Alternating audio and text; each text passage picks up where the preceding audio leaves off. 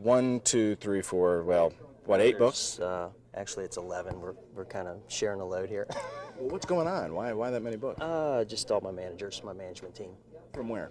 Liberty Life Insurance Company. You want them to be the next Jack Welch? That would be great. The cash registers were ringing at the earliest book signing in the history of Holly Cook Booksellers, 8 a.m. One for my father, one for my brother, one for me. And the line winding through the store waiting to see a former CEO. No! Jesus! No! They're hoping to hear a little of Jack straight from the gut in person. Enjoying life? His book was scheduled to roll out on September 11th. It was scheduled to be one of Jack Welch's greatest moments. All of a sudden, a book seemed like the silliest thing in the whole world. It meant zero. In a wide-ranging 30-minute interview with us, before he signed about 1,000 books, Welch for the first time admits that he would have sold GE's appliance park in Louisville. You know, I spent 20 years trying to make Louisville competitive. I didn't get there. I didn't make it. I was unsuccessful with all the things we did. New products, downsizing, doing other things. This is just tough to make white goods and manufacture it in the U.S. And the people in line, some of them reading while they were waiting, say it's that ability to handle tough decisions and groom great people that pulls them here. So how's the book? The book's great, inspiring in every way, and just really, I haven't taken so many crib notes and made so many highlights since college. So. In the book, Welch credits his mother singly for his success. You'll see the world the way it is. Jack, that's the way it is. Deal with it. And the other one was, if you can't win, you better learn how to lose, or you shouldn't play the game at all. And playing the game is why this woman is buying the book for her fiancé. You hope he maybe becomes a millionaire and runs GE one day, your fiancé? Exactly. Hope so. All hoping to take away a bit of business advice they would like to see applied to their own lives. Doug Proffitt, WHAS 11 News.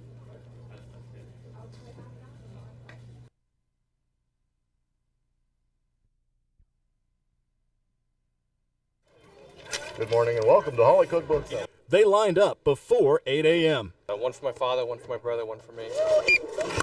4763. Some were reading the book in line. I haven't taken so many crib notes and made so many highlights since college. So. Hi, Jack Welch. Hoping to absorb the world according to Jack. No! Jesus! No! No, it's not. Nice to see you. He's now legendary, the former CEO of GE. Jack Welch, the author of the nation's best-selling book right now, a book that was supposed to debut on September 11th. All of a sudden, a book seemed like the silliest thing in the whole world. It meant zero.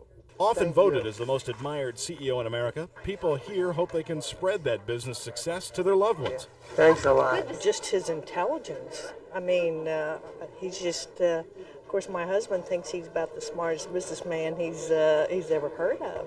Signing more than 1,000 books. Thank you so much for coming in today. I married Jack Welch. Welch, in the biography, credits his focus, his success, all to his mother's constant advice. You'll see the world the way it is. Jack, that's the way it is. Deal with it. And the other one was, if you can't win, you better learn how to lose, or you shouldn't play the game at all. What angers him the most? The man famous for grooming future talent says he's constantly asked why employers aren't up front with their employees. If we can do one thing, get people to have straightforward relationships with their employees so that an employee always knows where they stand. Doug, that would be a huge deal. And kids thirst for that. Some of the fans had GE connections. Others were drawn by something else. It's a guy that's seen the bad, the ugly, and the good. And right now in the world, we need a little reason for a little hope. And for Welch, we found a hint, a slight one, that retirement will take getting used to. It'd be kind of fun to run it in this difficult time. I mean, You see it as fun because of the challenge. The change, but the opportunities that are created in change. For now, change at the cash register for a best-selling author trying to offer burned-out employees advice from a proven winner. Doug Profit, WHAS 11 News.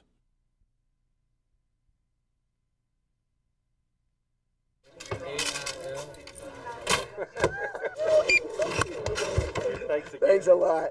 His self-confidence and just the way he talks and the way he speaks. Thanks for coming. They lined up, some carrying 2, 3, 4, and more books. We learn a lot from him. Waiting not for a rock star, but a former CEO. Thanks a lot. Great to see you. And they got what they were looking for, Jack, straight from the gut. In my time, I would have gotten rid of it. Okay? In my time. Surprisingly, he's talking about GE's Appliance Park here in Louisville. You know, I spent 20 years trying to make Louisville competitive. I didn't get there. I didn't make it.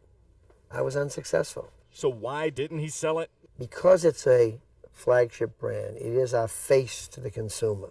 And that's why he's here, signing more than 1,000 books in 3 hours.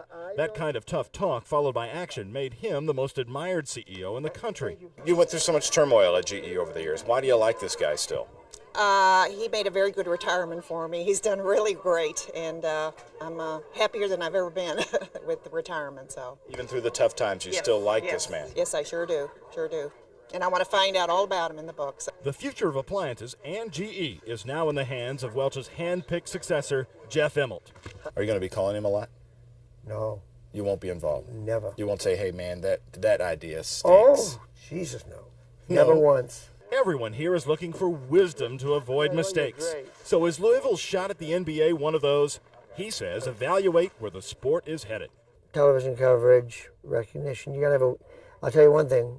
It won't do them a damn bit of good if they have a lousy team. The lousy teams in the NBA just don't draw. Are you enjoying life? Welch left GE enjoying life with $124 million. So his advice to those who've been laid off so suddenly? Look, if that happens, you got to get moving. You got to get up off the floor. The ability of everyone in this game is to get back on the horse. We all get knocked off the horse, no matter how high. The only thing different about a guy getting laid off at this level and somebody at a very high level getting knocked is the height of the horse. But you got to climb back. It's all about getting up off the floor and going back after it, Doug. A bit of advice, as always, straight from the gut. Doug Profit, WHAS 11 News.